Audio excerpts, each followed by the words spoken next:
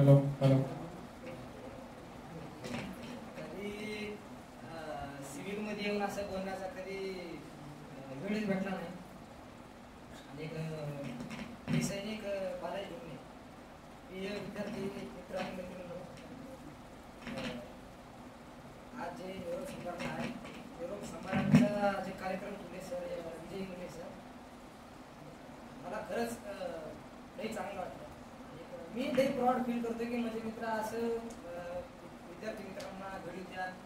मला लई चांगलं वाटते, लई चांगलं वाटतं. म्हणजे सुट्टी संपली, 20 दिवस सुट्टीवर आलो होतो, उद्या चाललंय. निरोप संभारण म्हणजे काय असते नेमकं तुम्हाला सांगण्यासाठी मी तर आलो. निरोप संभारण म्हणजे आम्हाला माहित आहे काय असते निरोप संभारण. ट्रेनिंग केली आम्ही, 20 विद्यार्थी होते आमचे ट्रेनिंगच्या वेळेस. जेव्हा निरोप संभारण असते, कोणी जाते जम्बूला, कोणी जाते हिमाचलला, कोणी जाते मध्य प्रदेशला. कॉन्टॅक्ट होत नाही, काय नाही, महिना 6 महिना कॉन्टॅक्ट होत नाही, घरच्याबरोबर कॉन्टॅक्ट होत नाही. निरोप संभारण हे असते की 6 वर्षानंतर एक विद्यार्थी मला भेटला, माझ्याबरोबर जे ट्रेनिंग केलेला, अक्षरशः रडले आम्ही. पण ते एक खुशी होती की खरंच काय ते ट्रेनिंगचे दिवस होते. आता तुम्ही इथं आहोत, एका जागेवर सगळं प्रेमाला राहा, चांगला राहा, अभ्यास करायचा. आता जे तुमचं वय आहे की नाही एवढं चांगलं आहे. म्हणजे वय चांगलं म्हणाल म्हणजे चांगलं नाही, वय तुमचं आता स्ट्रगल करायचं. जे 18 जे 12वी पासून जे 25-26 18 वर्ष ते 26 वर्षापर्यंतचे जे वय असते ते स्ट्रगल करायचं असतं. आणि काही करा, तुमच्या आई बापाचा चेहरा पुढे ठेवून करा, काही पण करा. आमच्या घरची परिस्थिती अशी होती, घरचे खापं चेंज करायचं म्हणलं तर पैसे होते, अशी परिस्थिती होती. ते दिवसा पहिल्यापारी वेगळं वाटते. पण समाजामध्ये वावरताना मला इज्जत मान सन्मान पाहिजे असेल, अभ्यास करा. सगळ्यात महत्त्वाचा अभ्यास. नंतर काही करू शकता तुम्ही. 18 ते 25-26 पर्यंत अभ्यास करायचा महत्त्वाचं ते आहे. तुम्हाला कोणालाच फील होत नाही हे म्हणजे तुमच्या आई वडिलाला फील होते. सगळ्यात आधी आई वडिलाला फील होते. आई बाबासाठी करा, दुसरं कोणासाठी करू नका. मी तर माझ्या आई बाबासाठी करतो, महत्वाचं हे आहे. आणि माझ्या आई बाबा आणि मी कुठे आता मी इथं आला, माझ्या आई बाबाला आई आणि तेच लाव आणि असा कार्यक्रम मला सांगितले. काय बोलायचं असते आई, तिनं कधी शाळा गेली नाही तरी पण मी तिला विचारतो, आई काय सांग बोलायचं असते, मला बोलायला पण येणार तिथे गेल्या पाहिजे. आम्ही कधी बोललो पण नाही. आणि आमची ड्युटी म्हणजे कसं असते, 4 दिवारामध्ये असते. सैन्यावर कसं लढायचं, काय करायचं ती आम्हाला माहित असते. इथं कसं बोलावं, आता मी बोलावतो मला पण तंत्र का बोलावं, कसं बोलायचं ते कळत नाही. मग आईला विचारलं, आई कसं बोलायचं असतं. आई मग असं नाही बाबा, ते शिकायचं नाही, सगळे आपलीच आहे असं बोलायचं. म्हणजे थोडी हिंमत येते. तिथून मला हिंमत येते. हा म्हणजे आई सांगली गड्या पण काय टेन्शन, सगळ्या गोष्टी आईला शेअर करत असते मी, आई वडिलांना शेअर करत असतो. तुम्ही पण आई वडिलांना शेअर करत राहा, आईपासून काही लपवू नका तुम्ही. आणि अभ्यास करा, चांगलं घडा. आपण आता 21वे शतकमध्ये, पहिले 19-20 शतकमध्ये पहिले बैलगाडी हे ते असायचे. आता सगळं कॅम्प्युटर झालं. आर्मर आयडी काढा, हे आयडी काढा, ते आयडी काढा, सगळं कॅम्प्युटरवर झालं. सगळं पुढे पण कॅमेरा आहे, सगळं कॅमेरावर झालं. अंगठा मारले पैसे काढायचे, सगळं कॅमेरावर झालं. कुठेही जा तुम्ही, शिक्षण एवढं महत्वाचं आहे, लई महत्वाचं आहे. आणि जेव्हा आम्ही क्लासमेट आहे, आगे सर विजय सर क्लासमेट आहे, मी त्यांना सांगत असतो बार सर तुम्ही जे करायला मला लई प्राऊड फील होते. मी तर देशाची सेवा करायला आहो, पण मजाहीपेक्षा तुम्ही लई मोठं कार्य करायला. मी बार त्याला म्हणतो की सर खरंच मी लई प्राऊड फील करतो तुमच्यावर. त्याला म्हणतात नाही यार तुझ्या एवढं काम, तुझं मोठं काम आमचं नाही असं म्हणतात. नाही सर म्हणतो मी तसं, पण तुम्ही एवढ्या विद्यार्थ्याला घडवत्या आणि एवढं तुम्ही तळमळी करता. मी एक वेळेस म्हणलं सुट्टीवर आलो, सर चला की सुट्टी घ्या म्हणलं. नाही म्हणले विद्यार्थ्याचं नुकसान होते आणि आपण 8:30च्या नंतर भेटू. ठीक आहे सर म्हणलं. मला 8:30च्या नंतर भेटले, 8:30च्या आधी आणलं त्यानं मला भेटायला सुद्धा. इथं तुम्ही क्लासमध्ये येऊन भेटून गेलो त्याला, पण मला बाहेर कुठे भेटायला सुद्धा नव्हते. एवढी तळमळ करतात. आणि जेव्हा क्लासमध्ये होत्या सर यांना म्हणायचे काय प्रश्न विचारू, यांना सगळ्यात वर्गामध्ये प्रश्न सांगायचे सगळा विजय सर चांगले सर आहेत, घ्या त्यांच्याकडून ज्ञान, चांगलं शिका. 18 ते 25 पर्यंत स्ट्रगल करायचे असते. आणि आमच्या जीवनात मला फक्त 4 घंटा झोप भेटते. मला खरं विश्वास पडला, मला फक्त 4 घंटा झोप भेटते. इथं मी 10 घंटे झोपत असेल घरी, आता मी गेलं की ड्युटीला मला 4 घंट्याच्या वरी झोप भेटणार. 5 घंटे झोपायचं म्हणलं तर लगेच ड्युटीवाला येऊन होते, भाऊ तुझी ड्युटीचा टाइम झाला उठ. म्हणजे 4 घंट्याच्या वर झोप शकत नाही. तुम्ही कधी म्हणले बाबा आज कंटाळा आला जायचं नाही, तसं जमच नाही, जावं लागतेच. 4 घंट्याच्या वर झोपच भेटणार. सगळ्या ह्याच्यामध्ये ऍडजस्ट करावं. तसं तुम्ही अभ्यास करा. एक बार सवय झाल्या तर सगळं. आता मी इथं आहो, आता -40 मिनिट जातो, 15 दिवसामध्ये -40 मिनिट जातो. तुम्हाला व्हिडिओ कॉल करतो बरोबर. आता मी आज माझं शरीर असं आहे, तुम्हाला वाटत असं -40 मिनिट कसं जगेल माणूस. कसं असते, एक वेळेस तुम्ही जे सवय लावल्या, सवय चांगली लावा. वय हे जे आहे 18 ते 25 पर्यंत स्ट्रगल करा. आणि शारीरिक आणि मानसिक तुम्हाला वाटत असेल सर मी तर टाइम टेबल ठेवला, सगळं लावून ठेवलं टाइम टेबल, 5 वाजता उठता अभ्यास करायचं. टाइम टेबल लावलं पण त्याची अंमलबजावणी पण करणार. अंमलबजावणी नाही करणार तुम्ही. 5 वाजता उठायचा मला उद्या टाइम टेबल, आणि आज उठलोच नाही, मला कंटाळा आला. रात्री आईनं मला जेवायला फुल दिली होती. क्रिकेट खेळता खेळता टाइम झाला, थकलो होतो. अशी गाणी भरपूर आहे. त्याच्यामुळं जे तुम्ही टाइम टेबल लावल्या, जे तुमचं हे आहे ते अंमलबजावणी करायची. आणि मानसिक आणि शारीरिक दोन्ही बी जेव्हा एकत्र येते तेव्हा एक ऊर्जा तयार होते. तेव्हा एक ऊर्जा ती तयार होते. त्याच्यामधून तुम्हाला चांगलं ज्ञान मिळतं. त्याच्यामुळं काही करा पण अभ्यास करा. आता माझी बहीण आहे, आता तिने म्हणत होती भाऊ मी एका दिवशीचं ट्युशन लावतो. मी म्हणलं एका दिवशीचं काय ट्युशन, सगळ्या विषयाचं ट्युशन लाव. एका दिवशीचं काय ट्युशन लावलं, सगळ्या विषयाचा अभ्यास करायचा. तिला बार मी सांगत असतो, शिव देत असतो. हे जे वय आहे वय खतरनाक आहे. त्याच्यामुळे अभ्यास करा. मी दुसरं तुम्हाला काहीच सांगू शकत नाही. अभ्यास करा महत्वाचा. आई बाबाला बघून तुमचा अभ्यास करा. आई बाबा तुमचे चांगले असो खराब असो, आई बाबाला स्वतःला चांगले वाटतात. मला तर चांगलं वाटतं. तर आई बाबाच्या चेहरा डोळ्यासमोर ठेवून 18-12वी पासून तर 25 म्हणजे वय 18 ते 25 पर्यंत स्ट्रगल करा. 100% तुम्ही यशस्वी होणार म्हणजे होणार. आणि तुम्हाला तर तुमची इज्जत मला इज्जत भेटा वावरा. आज मला इथं बोलवले, मी शेताकडे असलं काम करत असलं मला बोलवत असतं. तरी परिस्थिती आहे आज मी काय कुठं हा म्हणून मला बोलवले. सगळ्याला असं असते, तुम्ही कुठे गेला तर तुम्हाला इज्जत व्हावं. मला नाही वाटते बाबा तिथे गेलं तर मला इज्जत व्हावं. ती इज्जत मिळवण्यासाठी सगळ्यात पहिले तुम्ही स्ट्रगल करा. एक छोटीशी कहाणी सांगतो, जास्त काय सांगणार. एक व्यक्ती होता, त्या व्यक्तीवर एक कहाणी सांगतो छोटीशी.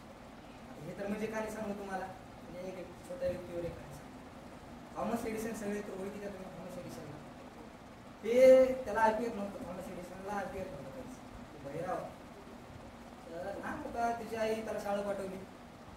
आईचं म्हणजे आईला मी एवढं प्राऊड फील कसं काय करतो त्याच्यामुळे तुम्हाला सांगायची कहाणी की थॉमस एडिसन ऐकू येत नव्हतं काही. आता मला ऐकू नाही, तुम्ही काय बोलत तर मला काय समजत नाही ना. तसं थॉमस एडिसनला आईनं त्याच्या शाळा पाठवली. 5 दिवस झाले, 6 दिवस झाले, मास्तर कदरून गेले त्याला सांगून काय म्हणतं ऐकूच येत नाही. काय फायदा त्याचा. मग जाता जाता त्याच्या मॅडमनं थॉमस एडिसनला एक पत्र लिहिलं. त्या पत्रामध्ये पत्र लिहिलं आणि म्हणलं तुझ्या आईला पत्र लिहून दे. थॉमस एडिसन आला झाला, आई ग मला मॅडमनं आज पत्र दिलं म्हणलं. आणि काय बघ बरं मॅडमनं पत्र दिलं काय लिहायचं बघ. त्याची आई बघितली, त्या पत्रामध्ये वाचली आणि आईच्या डोळ्यामध्ये आसू आले. त्या पत्रामध्ये असं लिहिलेलं होतं, तुमचा थॉमस एडिसन शिकण्याचा पात्रता नाही, म्हणजे त्याला ऐकू शकत नाही, ते शिकू शकत नाही आणि तुम्ही त्याला उद्यापासून पाठवू नका असं लिहिलेलं होतं. आईच्या डोळ्यामध्ये आसरू आले आणि आई ते आसरू आई मुलापुढे घेऊन गेलो नाही. ती आसरू साईडला पुसवली आणि हसत म्हणाली की थॉमस एडिसनला बाळा तू लई हुशार आहेस, तू हुशार आहेस लई, आणि जे मुलं आहे ते तुझ्या एवढे हुशार नाहीत. त्यामुळं ते ना तुझ्या एवढे हुशार होण्यासाठी तू घरी राह. जेव्हा तुझ्या एवढे त्याने हुशार झाले का तेव्हा तू शाळेमध्ये जा आणि उद्यापासून मीच तुला शाळा शिकवतो. तो थॉमस एडिसन आज बल्बचा शोध लावला आहे, रेडिओचा शोध लावला. तर एक म्हणजे आईचं वातावरण कसं असते बघा. आणि मी बी येताना विचारला आईचं काय आहे काय नाही, त्याच्यामुळे तुम्हाला सांगा आई होती तर त्यानं आज शास्त्रज्ञ होऊन गेला. काय करू शकत नाही. कोण्या मास्तरनं शिकलं का कोणी शिकलं. आणि मी जे प्राऊड फील करतो इथं जे हाव मी ज्या पोस्टला हाव माझ्या आईमुळे हाव. आई मला संध्याकाळी जेवायला द्यायची, 2-3 भाकऱ्या टाकून द्यायची बेबूर खायला गड्या म्हणून. तर मी आईला शिवाय द्यायचा, आई मला सकाळी झोप येते मला आणि तू एक भाकर कमी दे मला जास्त भाकर दिल्याच्यानंतर झोप येते. सकाळी रनिंगला जायला झोप सगळे मुलं जातात आणि म्हणजे जे प्रॅक्टिस आहे ते चुकते. तर आईचं नातं कसं असते, एक चपाती पातळ करायची, मोठी चपाती करून द्यायची मला, 2 चपातीची 1 चपाती करून द्यायची. तरी मला कळायचं, पण तिचं प्रेम हो, तिचं द्यायचं. पण आई खरंच आईला पुरी ठेवा, तुम्ही वडिलाला पुरी ठेवा आणि अभ्यास करा. आणि 18 ते वय 25 ते लई खतरनाक आहे. त्यामुळे एक छोटीशी मुलासाठी छोटीशी कविता म्हणतात, त्याला काय सिरियस होणार का तुम्ही, असं मुलासाठी मी सांगायला. कारण का मुली तेवढी बिघडत नाही, मुलं बिघडतात म्हणून सांगायला.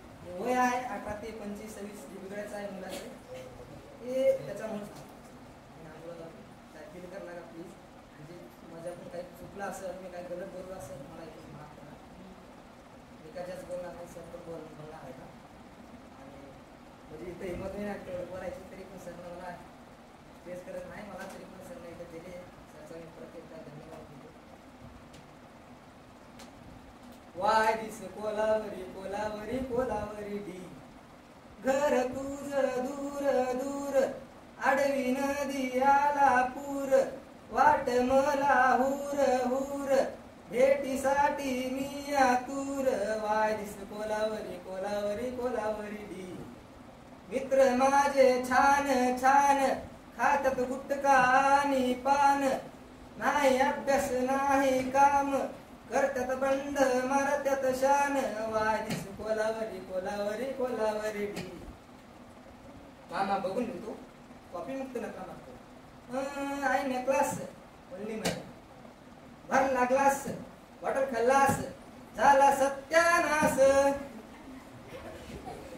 नाही स्टडी नाही कॉलेज नाही tuition class, love love oh my लव, लागलीस तू माझी वाट, वाट वाट वर्तन गाठ, जेवणाचा नाही आठ. देवा माझी चूक झाली, आता मला अक्कल आली, हे गाणं त्या पोरांसाठी, जे दाबी या मुलींच्या पाठी. वादिस कोलावरी कोलावरी कोलावरी डी.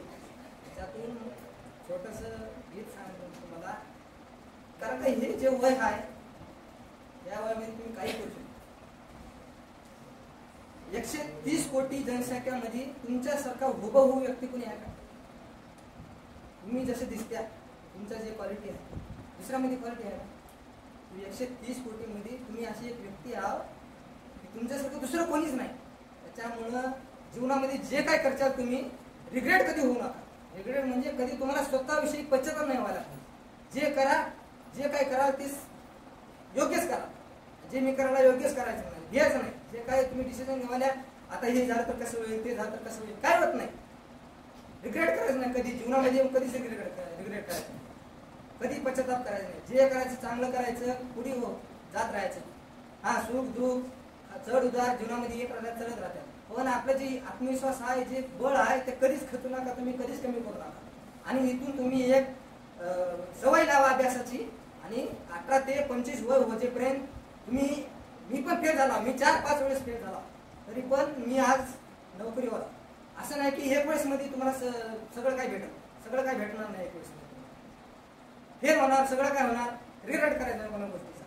आणि आत्मविश्वास करा, अभ्यास करा आणि तुमच्या आई वडिलांना पुढे ठेवा. आणि माझं एवढंच म्हणणं आहे की अभ्यास करा प्लीज. धन्यवाद.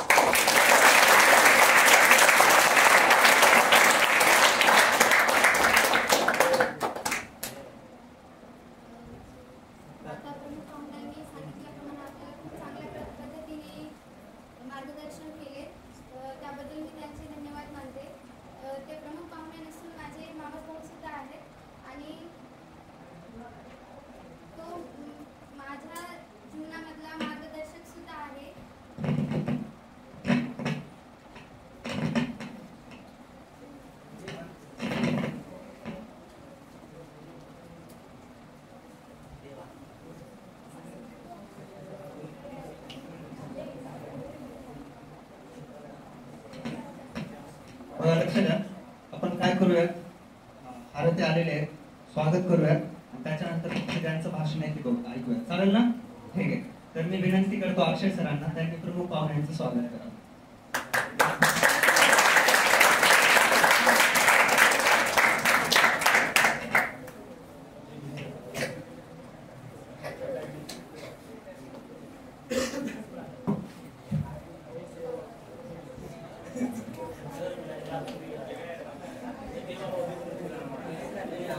आणि मुलीमध्ये कोणाकोणाला बोलायचं मला आत्ताच सांगा ना. कोणालाच बोलायचं नाही का? ओके. नंदिनी नाव नंदिनी मारकवार. मुलामध्ये का तुम्हाला सांगतो ना, जेवढं विजय शूट मध्ये तुमचं करेज असेल ना तेवढं कुठंच असणार नाही. इथं सुरुवात करायची, एंडिंग कुठेही करा, सुरुवात इथं करा बोलायची. ठीक आहे. शुभम मांगे. अजून मुलांमध्ये केपी कृष्णा, काळेश्वर गोईवाल, राधे राधे, नागेश जाधव, नंदिनी मारकवार. एक फोटो पण घ्या तिथे. इकडे मुलामध्ये दादी कृष्णा, अरे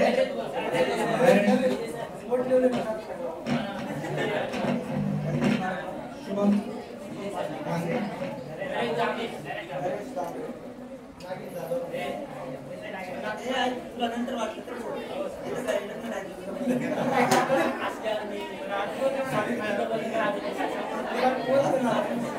काळेश्वर गोईवाल,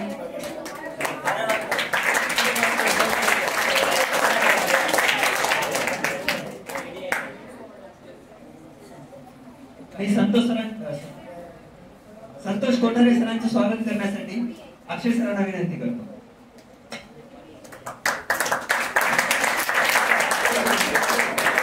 त्यानंतर नागेश सरांचं स्वागत संतोष बिरादार सर करतील.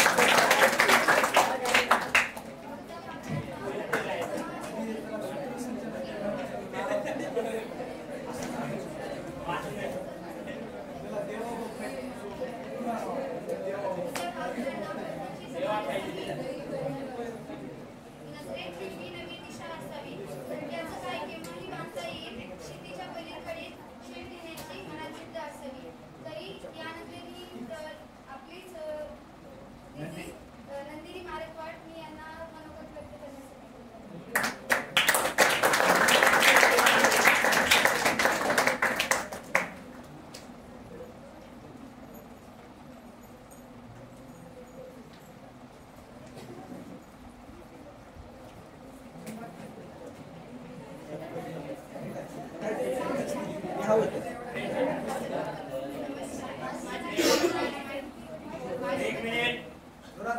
सर्वप्रथम नमस्कार. माझं तर नाव तुम्हाला माहितीच आहे, नंदिनी मारकवाड. मी इयत्ता 12वी मध्ये शिकले आणि खरंच हे विजय इन्स्टिट्यूट म्हणजे एवढं चांगलं की ह्या विजय इन्स्टिट्यूट सारखं मी आतापर्यंत क्लास कुठंच बघितला नाही. आणि त्यात म्हणजे Vijay sir, Nagesh sir, Kothare sir, परत ऋषिकेश सर, मी आम्हाला एवढं छान शिकवले.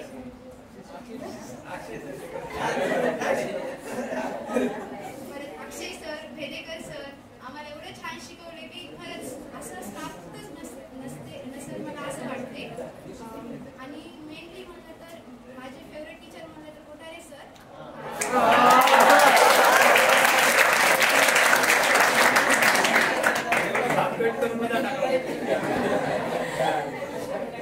फेवरेट टीचर म्हणजे कोठारे सर, कारण असं काय नाही की बट मॅथ्सचा क्लास म्हणलं की अशी फिलिंग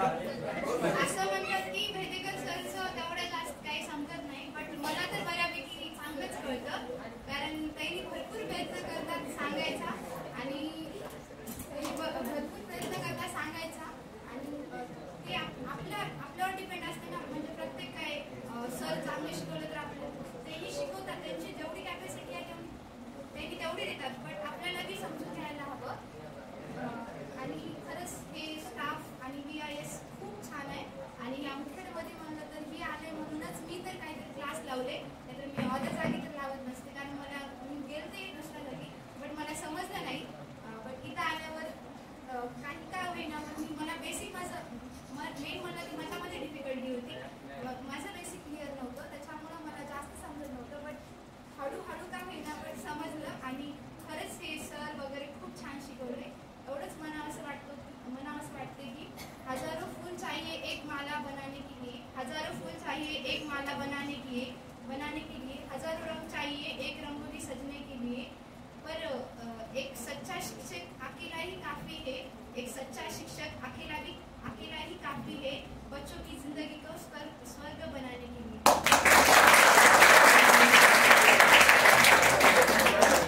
एवढंच बोलते की मला असं वाटते वक्त और टीचर में थोड़ा सा ही फर्क है, वक्त और टीचर में थोड़ा सा ही फर्क है. टीचर सिखाकर इम्तिहान देता है, टीचर सिखाकर इम्तिहान देता है और वक्त इम्तिहान लेकर सिखाता है, वक्त इम्तिहान लेकर सिखाता है.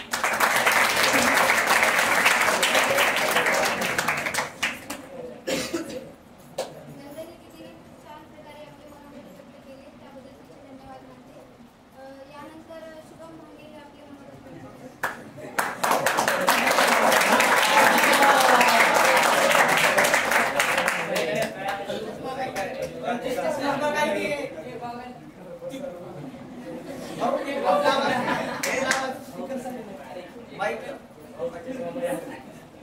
चष्मा घालायचा.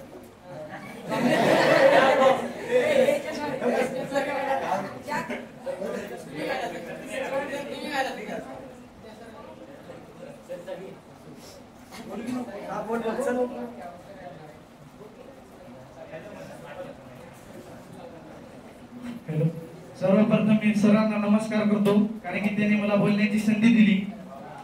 मी जेव्हा फर्स्ट टाइम विजय इन्स्टिट्यूटला आलतो त्या टायमाला मी म्हणजे पुस्तक उघडून बघत नव्हतो आणि मी आज पण बघत नाही. ते थोडं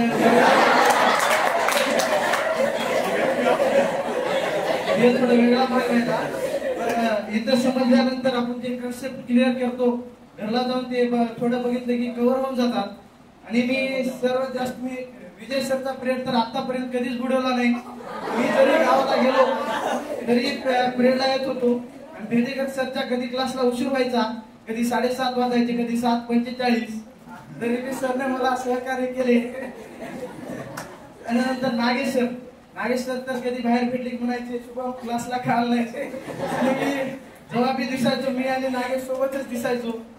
मग त्याच्यानंतर एक दिवस विजय सर म्हणले थोडा अभ्यास कर, हे तू होऊ शकतोस. मग त्याच्यानंतर मी थोडा अभ्यास करू लागलो. अभ्यास केल्याच्या नंतर थोडे घरचे बी आता एका दिवशी सरची पप्पाची भेट झाली, चुकीनं झाली ती भेट. 12 वाजेला थांबलो होतो मी पप्पा सोबत. अक्षय सर आणि विजय सर भेटले पप्पाला. सरनं बोलले पप्पाला. त्याच्यानंतर मी घरी गेलो. घरी गेल्याच्या नंतर मी सांगलो नव्हतं विजय इन्स्टिट्यूटला आलो म्हणून. विजय इन्स्टिट्यूटला आलो सांगलो नव्हतो. घरला गेल्याच्या नंतर पप्पा म्हणले तू इतके दिवस ट्युशनला कुठं होतास? विजय इन्स्टिट्यूटला होतो. बरं सरला काय नंबर ते देतास का? नाही म्हणलो. बरं देऊ नये का म्हणले. बरं देतो म्हणलो आता. गेलो आणि एकमेव गोष्ट अशी आहे की सर्व विषयाचा सगळा चांगला अभ्यास घेतात सर आणि अतिशय सुंदर प्रकारे मला आवडते म्हणजे विजय सरचा क्लास.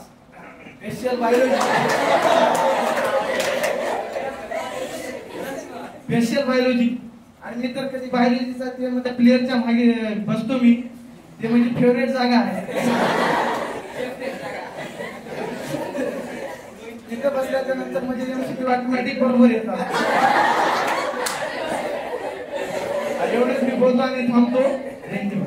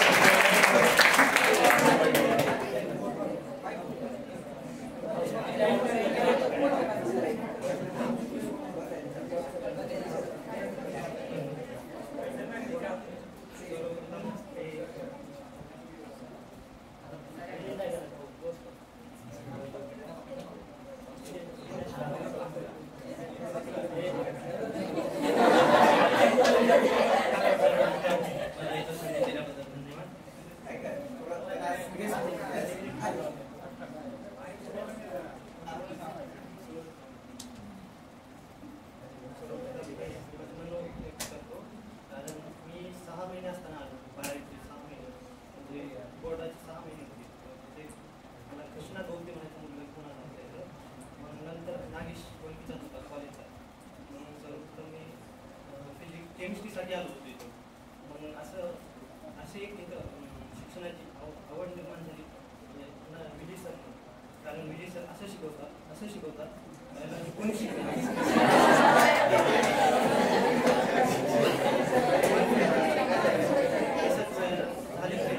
उन्हाळ्याची सुट्ट्या लागली. त्यानंतर मॅथचा क्लास चालू झाला. मी तिथं 12वी क्लासेस चालू झाल्यामुळे तिथंच राहायला आले. त्यानंतर सकाळी कोठारी सरचा तास. त्यानंतर कोठारी सर एवढं भयानक शिकवले. त्यानंतर मॅथचा तास कधीच बुडले नाही. कधीच तसं कोठारी सर एकच नंबर शिकवतात. त्याच्यात काही चॅलेंज नाही. पण बेदेकर सरचं नाव शब्द सुद्धा बोलू शकत नाही आपण. असं शिकवतात बेदेकर सर. कारण बेदेकर सरला 3 ठिकाणी शिकवण्याची संधी भेटली सर. कारण एक तर NUPM, तिकडे फार्मसी कॉलेज इथं. कारण बेदेकर सर सर्वात बेस्ट शिकवतात.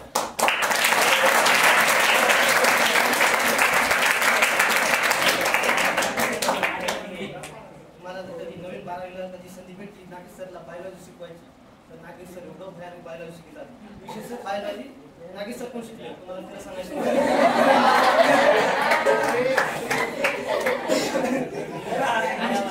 एक मिनिट. मी जर सगळं शिकवत असेल सर त्याच्यातले एवढे छान टॉपिक शिकवतात. 4 टॉपिक बरोबर आहे. मला विचारा कंट्रोल अँड कोऑर्डिनेशन एवढे शिकवायचे ते सर शिकवतात. तुम्हाला मजा वाटते पण स्टार्टिंगला आम्ही बायोलॉजी आम्हाला विजय सर शिकत नव्हते. नागेश सर शिकत होते. कारण नागेश सर एवढं भयानक शिकवलं. अगोदर आमचे 2-4 चॅप्टर कव्हर झाले.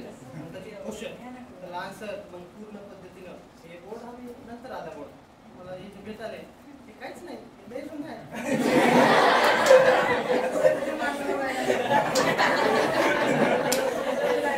विजय सरचा एक डायलॉग आहे जसं तसं नाही बरं का. आखी बिल्डिंग इकडे पण त्याची वाट लावायची.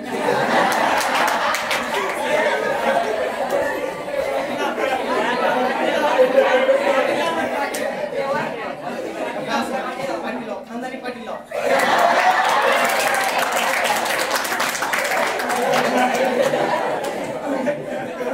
तसं अक्षरश पण फार म्हणजे तेवढं लेट नाही शिकवलं बायोलॉजी. आम्हाला इंग्लिशचं बी ऐकायचं. त्या बाबतीत आम्ही पुढे इंग्लिश तेवढी काय जमणार आपल्याला. 12वी सायन्सला आपण इंग्लिश जमणार ही महत्वाची गोष्ट आहे.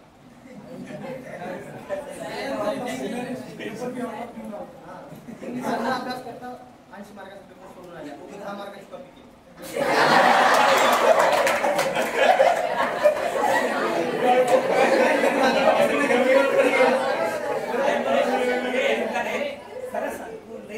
शेवटच्या 10 मिनिटात चिटिंग केली बाकी काहीच नाही. कारण आम्हाला विश्वास होता कारण तसे शिकले नव्हते.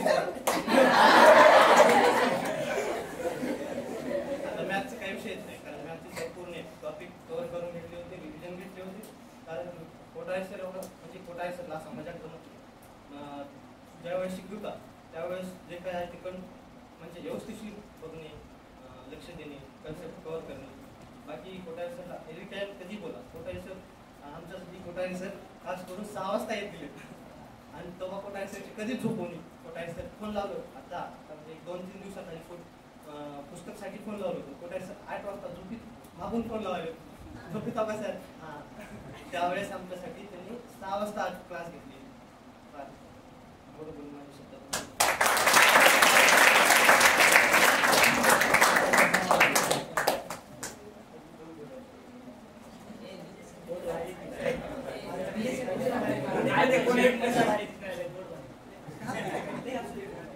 मुलीमध्ये अजून कोण आहे रेडी. विचारले लोक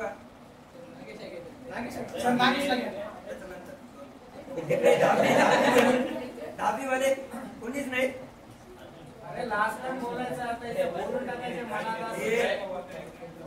चला मुलीमध्ये कोण आहे का.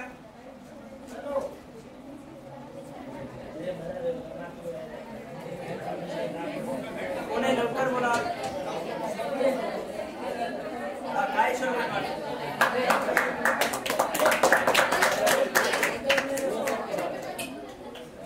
काळेश्वर बहिणवाचा आहे का.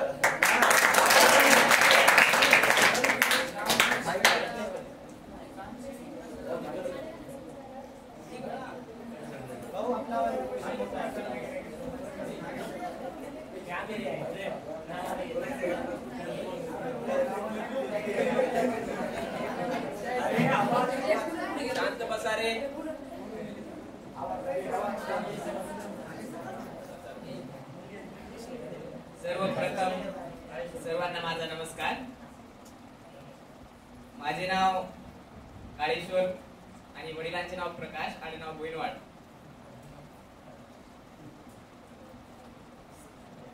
इथे विजय इन्स्टिट्यूट मध्ये मी गेल्या वर्षी दिवाळी झाल्याच्या नंतर आलो आणि जे सचिन सर होते, सचिन सरच्या माध्यमातून मी विजय इन्स्टिट्यूट पर्यंत पोहोचलो. आणि आजचा जो कार्यक्रम आहे आपला निरोप समारंभ अशा या कार्यक्रमाला जो कार्यक्रमाची एक खास जे गोष्ट आहे आजची, म्हणजे खास जे एक बाब आहे ती म्हणजे आपल्या कार्यक्रमाला लाभलेले प्रमुख पाहुणे जे इंडियन आर्मीचे जवान आहेत, ते इंडियन आर्मीचे सर आपल्या कार्यक्रमाला लाभले. आणि त्यांच्या बाबतीत थोडाच टाइम घेतो मी तुमचा. तर त्यांना भलेही इथं म्हणजे बोलायला जमत नसेल, पण सरांनी सांगितले की -40 डिग्री सेल्सिअस मध्ये आम्ही थांबतो. घरी आम्हाला किती 10 वाजे कोणा झोपते, आपण किती पण झोपता 10 घंटे वगैरे, पण तिथं 4 घंटे सरांना झोप मिळते, सरांनी सांगितलेलं आहे. आणि सरांना -40 डिग्री सेल्सिअस मध्ये, बरोबर, आपल्याला 0 डिग्री सेल्सिअस मध्ये वगैरे राहणं होत नाही, तर मग सर तर कसं राहत असतील 40 मध्ये.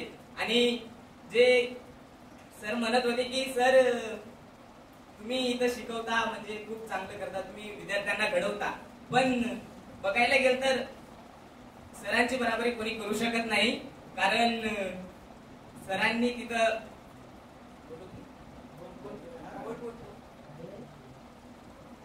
कारण इंडियन आर्मी म्हटल्याच्या नंतर तुम्हाला सर्वांना माहितच आहे, कुणीकडून दुश्मनची गोळी येऊन कुणीकडे छाताडाला चिरून जाईल सांगता येत नाही. आणि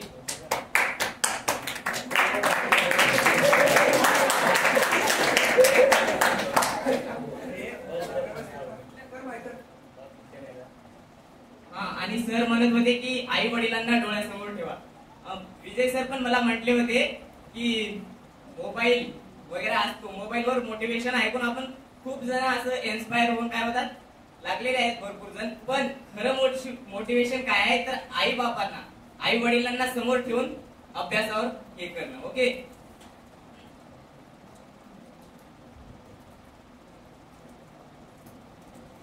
विजय इन्स्टिट्यूट आणखीन शिकवण्याच्या बाबतीमध्ये जर बोलायचं गेलं तर इथलं सर्वच स्टाफ जे आहे तो भारी आहे. कारण शिक्षक म्हटल्याच्या नंतर शिकवणं हे शिक्षकाचं कामच असते. पण शिक्षक म्हणजे केवळ शिकवणे नाही, तर मग शिक्षकानं शिकवलेले समजते का विद्यार्थ्याला हे जास्त महत्वाचं. आणि हेच जे जास्त महत्वाचं म्हटलंय की विद्यार्थ्यांना समजते काय, समजते कोणत्या याच्यामध्ये, Vijay Institute of Science. Vijay Institute of Science मध्ये ओके, ट्युशन तुम्हाला कुठेही मिळेल, पण माझ्या मते विजय इन्स्टिट्यूट सारखं ट्युशन वगैरे कुठं मिळणार नाही. कारण इथं फक्त शिकवल्या जात नाही, तर इथं समजून शिकवल्या जातात. आणि एका याच्यामध्ये जर उदाहरण द्यायचं गेलं तर इथं म्हणजे प्रत्येक वेळेस नागेश सर म्हणतात की विजय सर फार म्हणजे माझ्यापेक्षा जास्त विजय सरची पॉवर आणि विजय सर पेक्षा जास्त माझी पॉवर, असं म्हणजे विजय सरला जर विचारलं तर विजय सर म्हणतात नागेश सर लय भारी, नागेश सरला विचारलं तर नागेश सर म्हणतात विजय सर लय भारी. समजते का?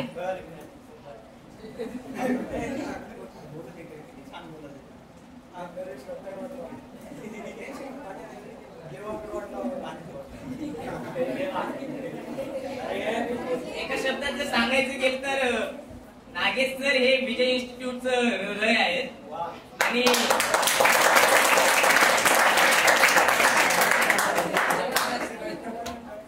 आणि विजय सर त्या हृदयातून वाहणारं रक्त आहे. कारण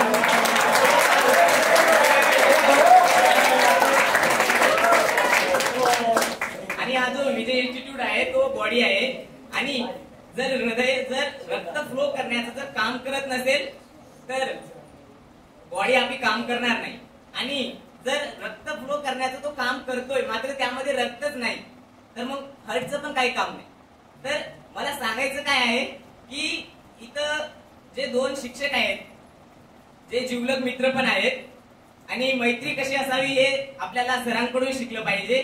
की किती जरी अडचण आली तर मैत्रीची आपल्याला साथ सोडायची नाही. अशी खैरी बांडी मैत्री दुसरी जे असते आपल्याकडे.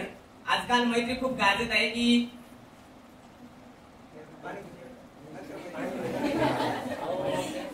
ऐका नंतर जेवायला आहे टेन्शन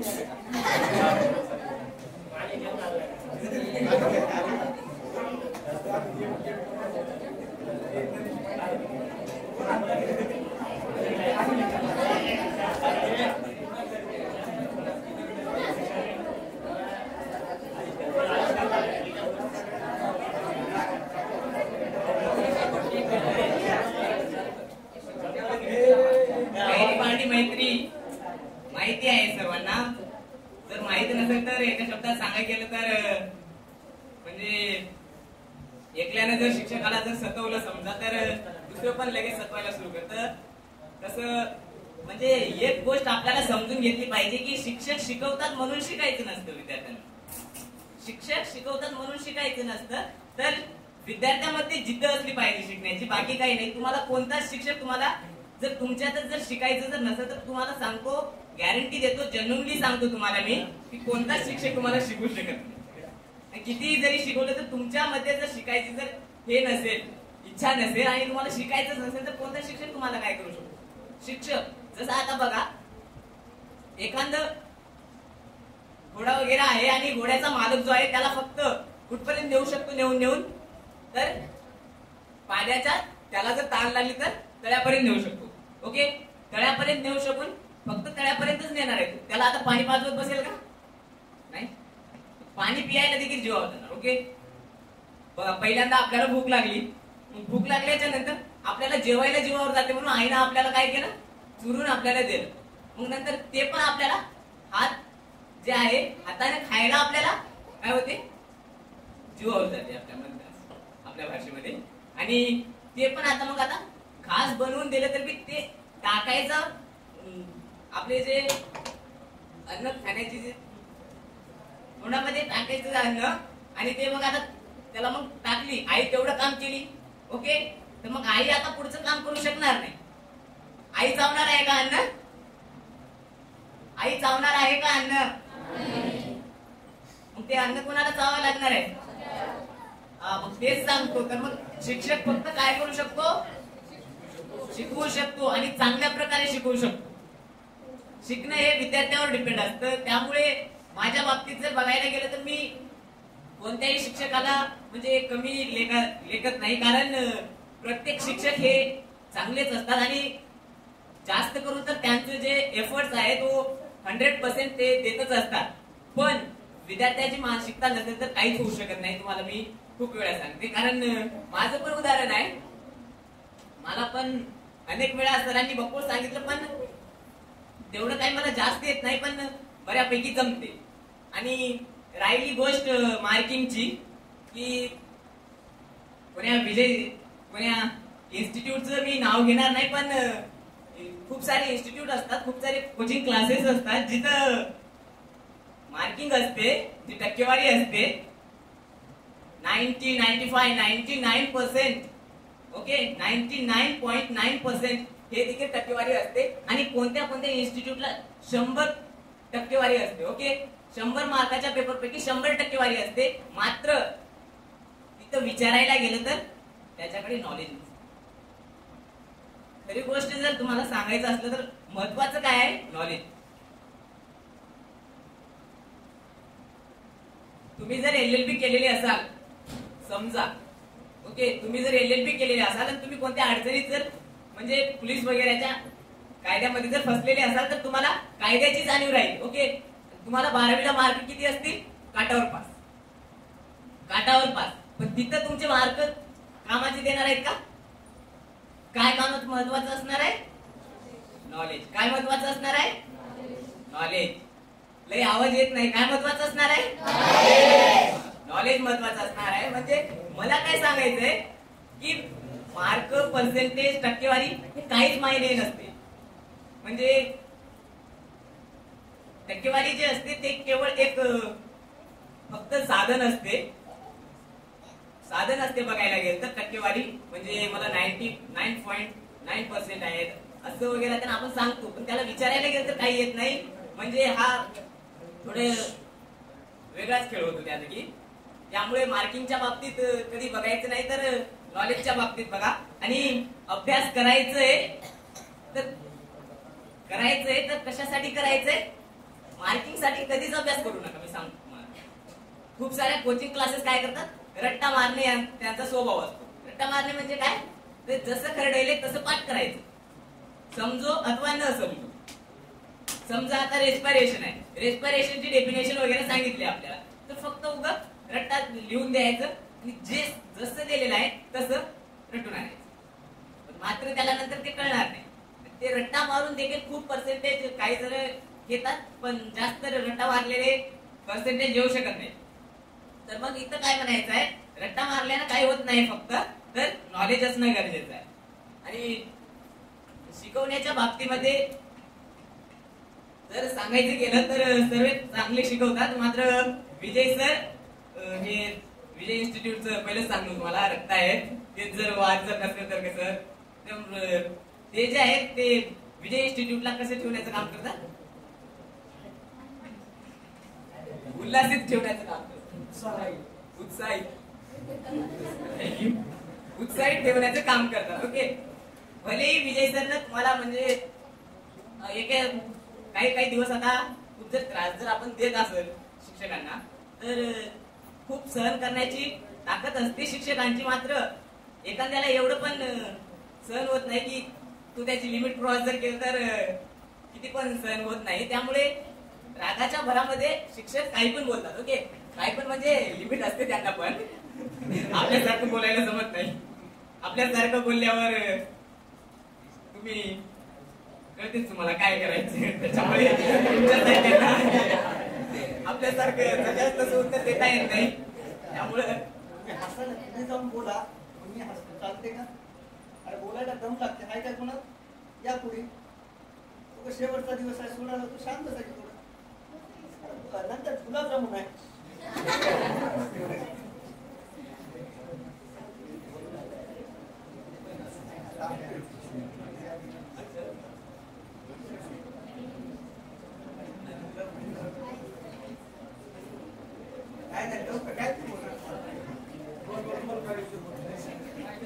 आणि केमिस्ट्रीच्या बाबतीत जर सांगायचं गेलं तर खरंच सांगतो सर, बेदेकर सर, आम्हाला केमिस्ट्रीचं सी माहिती नव्हतं. सी म्हणजे काय केमिस्ट्री? सी म्हणजे काय? कार्बन. किती व्हॅलेन्सी असतात? 4. हे आम्हाला ध्यान राहत नव्हतं. पण सरांना काय म्हटलं, मी मरेपर्यंत म्हणजे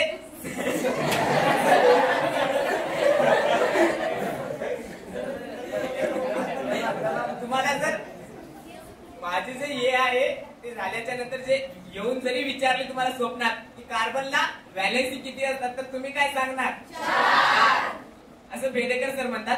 आणि खरंच सांगतो सर, म्हणजे जास्त हे केल्याने वाटेल, पण खरंच आम्हाला जे केमिस्ट्रीचं सी असते ते देखील माहित नव्हतं. म्हणजे केमिस्ट्रीमध्ये केमिस्ट्री असतात, physical chemistry, organic chemistry, inorganic chemistry, applied chemistry, बहुत जास्त केमिस्ट्री असतात. पण ऑर्गॅनिक केमिस्ट्री जे आहे, म्हणजे केमिस्ट्रीमध्ये आम्हाला कोणतीच ब्रँच माहित नव्हती.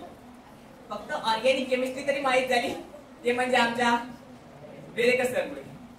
आणि सर खरंच चांगलं शिकवतात. फक्त जर आपण रेग्युलरली जर हे केलं नसलं तर आम्ही फक्त ऑर्गॅनिक केमिस्ट्रीचं शी समजून घेतलं, बाकीचं सगळं रेग्युलर क्लास करणं सोडून दिलं.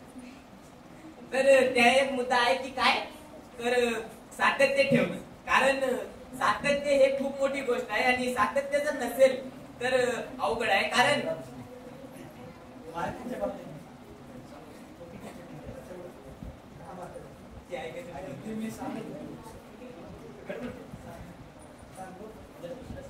सातत्य बघा, समुद्रकिनारी वगैरे म्हणजे महासागर आहेत, सागरचे असतात दरी वगैरे, तर तिथं जे दगड असतात, पत्थर, जो वहां पे पत्थर होते दगड असतात, तर मग ते दगड झिजलेले दिसतात आपल्याला, त्याला भेगा पडलेले दिसतात. तर ते भेगा कोण पाडलेले असतात? तिथे तर कोणी जात नाही. का?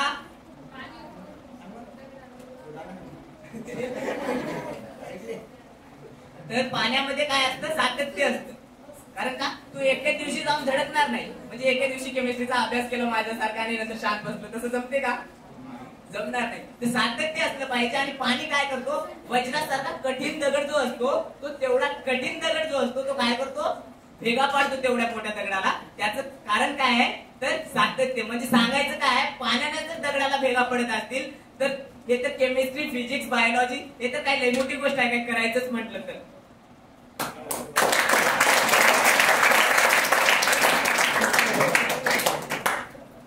जे पाण्यानं म्हणणार काय, पाण्यानं काय होत नाही, माणूस म्हणणार पाण्यानं दगड मारतो, दगड चिरतो पाण्यानं, तर माणूस काय आहे. आणि त्यामुळे कधीच कोणाला कमी समजू नका. कारण पेन जर 2 रुपयाची जरी असली तरी पेन जे 2 रुपयाची, समजा एक कलेक्टर आहे आणि त्याच्याकडे 2 रुपयाची पेन आहे.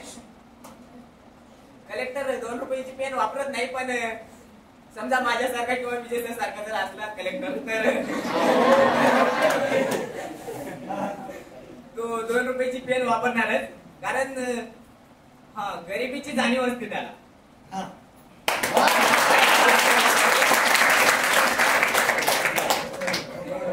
आणि मनुष्य जे म्हणतो ना की त्याचं 5 मिनिटं नंतर सरचं आहे, मजा आली आता जामून येईल थोडा टाइम आहे. 2 मिनिटं ऐकू आता लवकर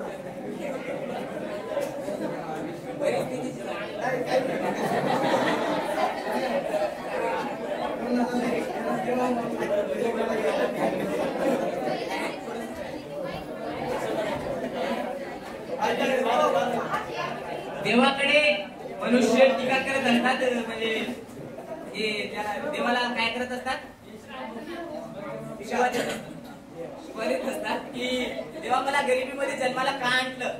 पण मला एक बाब जी एक कळालेली आहे ती खरंच देवाचं जे म्हणजे गरिबीमध्ये जे जन्माला आले तर त्यांना खरंच देवाचं थँक्यू म्हणावं लागेल. कारण का, तर गरिबी काय असते आणि मेहनत काय असते हे फक्त जास्त करून कोणत्या विद्यार्थ्याला माहित असतो, त्याला गरिबीची जाणीव.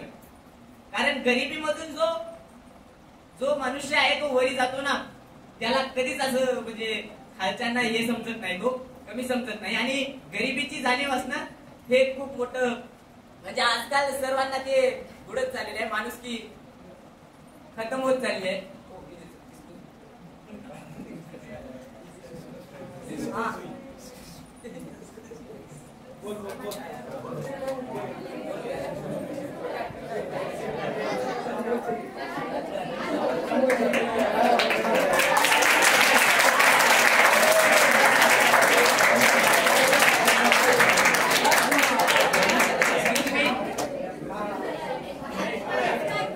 शेवटचे शब्द 2 शब्दाच्या बाबतीत तर बघा, लक्ष द्या थोडंसं.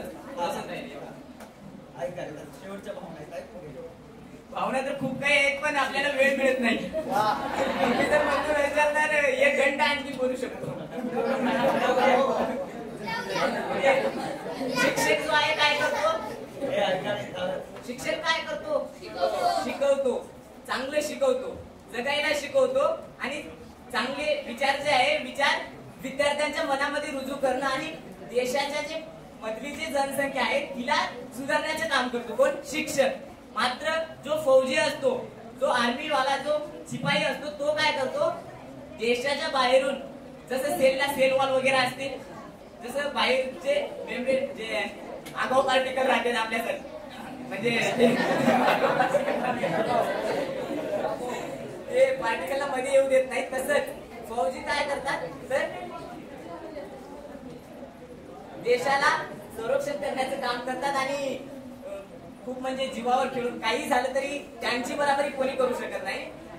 कारण त्यांची बराबरी जर करायचं असेल ना, तर तिथं आपल्याला भरती होऊनच समजते. कारण जर विद्यार्थी जर रनिंग मध्ये जर पास झाला, पेपर मध्ये जर पास झाला, तर त्याला ग्राउंड मध्ये पास होऊन त्याला मेडिकल मध्ये काढले जाते. तेव्हा कसं वाटत असेल त्याच्या जीवाला, हे त्यालाच कळते.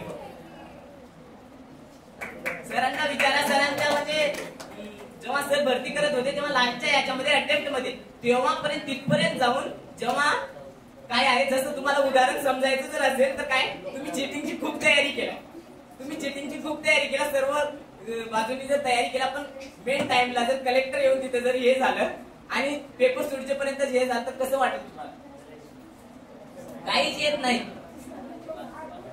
त्याच्यापेक्षा कित्येक दुप्पट पटाने हे वाटते तेवढी तयारी करून जेव्हा विद्यार्थी मेडिकल मध्ये फेल होतो तेव्हा खूप हे वाईट वाटते. आणि तेवढी तयारी करून मग काही जण खूप जण म्हणतात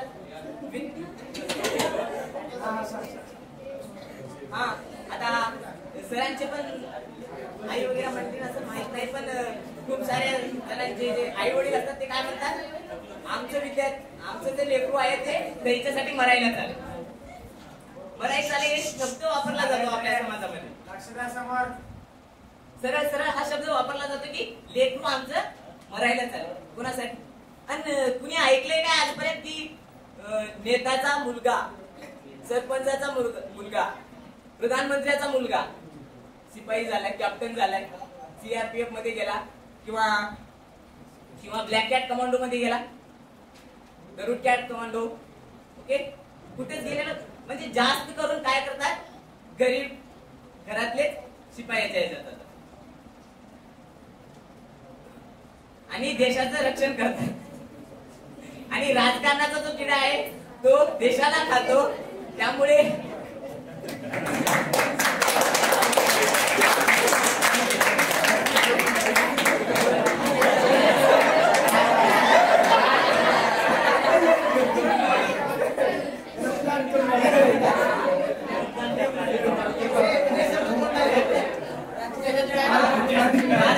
नारा द्यायचा आहे आपल्याला. म्हणजे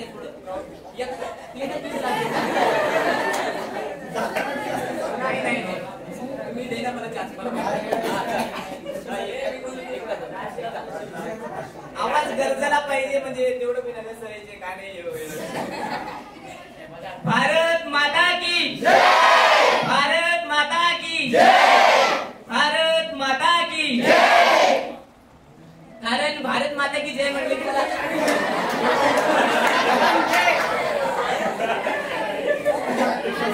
भारी फिलिंग येते. बघायला शब्द तर खूप आहेत. विजय इन्स्टिट्यूटच्या बाबतीत जर म्हटलं आणि विजय सरच्या बाबतीत जर म्हटलं तर शब्द कमी पडतील माझे. शब्दांना पूर्णविराम राहणार नाही, त्यामुळं बसून घेतो मी. तुमची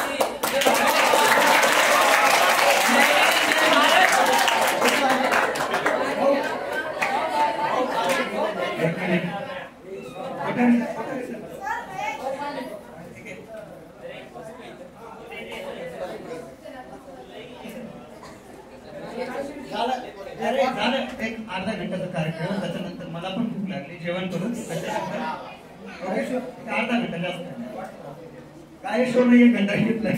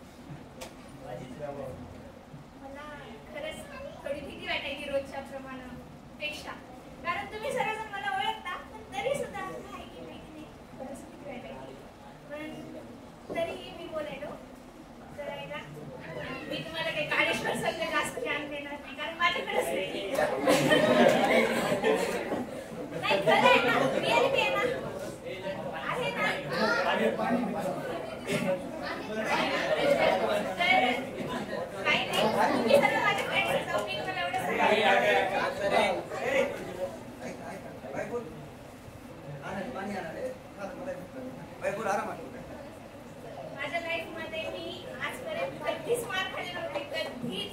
म्हणजे शिवा सुद्धा नाही. आणि म्हणजे घरामध्ये तर आम्ही दोघीच बहिणी आणि बरोबर लाडकी पण म्हणजे लाड करतात. 7 भाऊ आहेत आम्हाला. परत इतका म्हणजे विजय सर कसं मारतात की तुम्हाला सर्वांना माहिती आहे. मग 12th मध्ये जेव्हा मी पहिल्यांदा आले तेव्हा मी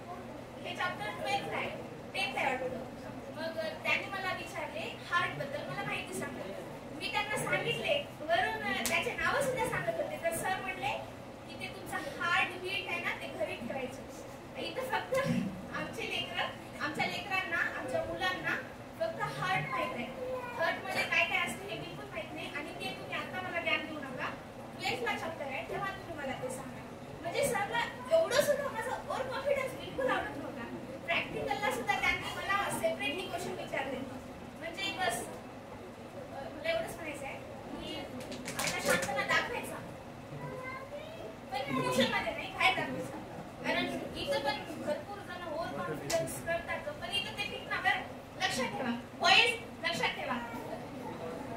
आणि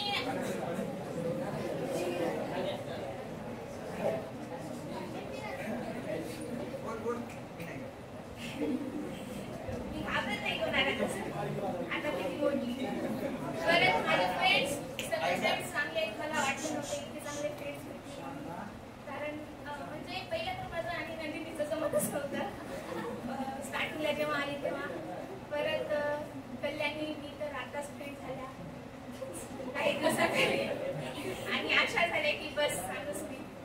गायत्री, सौंदर्या आमची सगळ्यात भारी फ्रेंड. परत मीनाक्षी, कोमल, वैष्णवी सगळ्यात बेस्ट. आयशा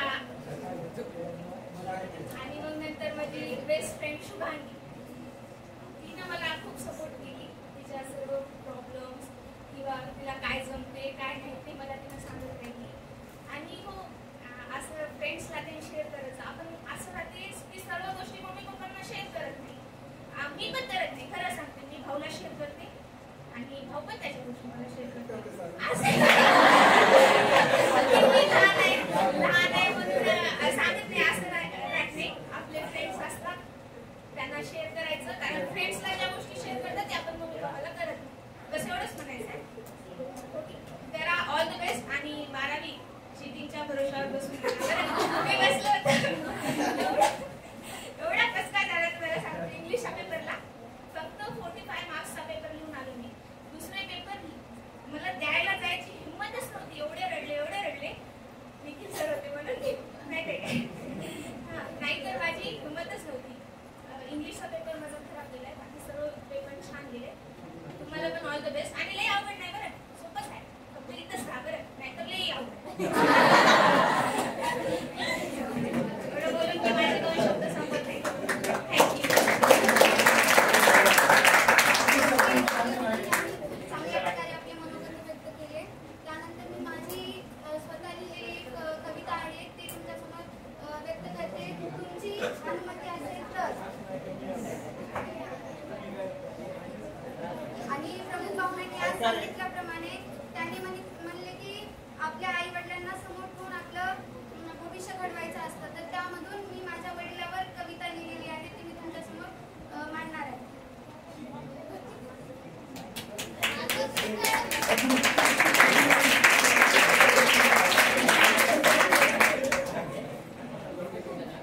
कवितेचे शीर्षक आहे जगाचा पोशिंदा.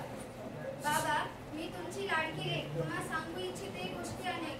तुमच्या आणि माझ्या प्रेमात असतो समतोल असा काटा. माझ्या यशाच्या श्रेयात तुमचा सिंहाचा वाटा. माझ्या बापाचा पीक पाण्याचा धंदा. सर्वजण त्याला म्हणतात जगाचा पोशिंदा. कुणी म्हणतं की माझा बाप बिझनेसमॅन. ती वागीन छाती फुकून सांगते मी शेतकऱ्याची लेक. त्याला भीती नाही काळोखाची साथ आहे चंद्रताऱ्यांची.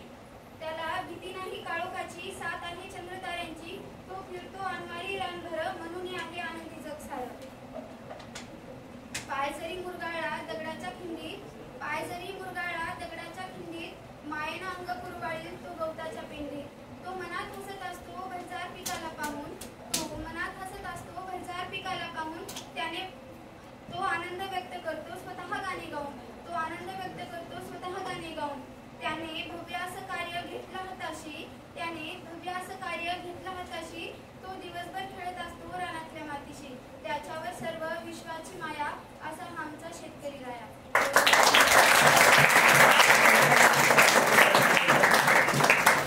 त्यानंतर उपाध्यक्ष संतोष कोठारी सर यांचे मनोगत.